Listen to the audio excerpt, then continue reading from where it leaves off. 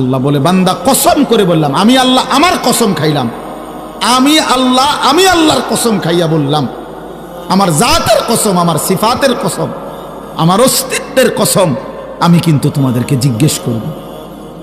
লানাসআলান্নাহুম আজমাইন, আমি ছাড়বো না বান্দা। তুমি আমার রহমান নামে না শুনছো, আমি দয়ালু। তুমি শুনেছো আমি রহিম, আমি দয়ালু দয়াবান। কিন্তু তুমি কি জানো না এই দুইটাই শুধু যে আমার নাম তো না, আমার তো ৯৯টা নাম।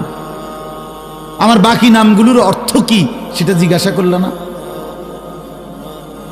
হ্যাঁ, এই দুইটা নামে না বুঝলা আমি দয়ালু, কিন্তু আমি যে জব্বার, আমি যে কাহার, আমি যে আজিজ, আমি যে জুনতিকাম, আমি যে শদীদুল ইকাব, সরিউল হিসাব, এগুলোর অর্থ কি?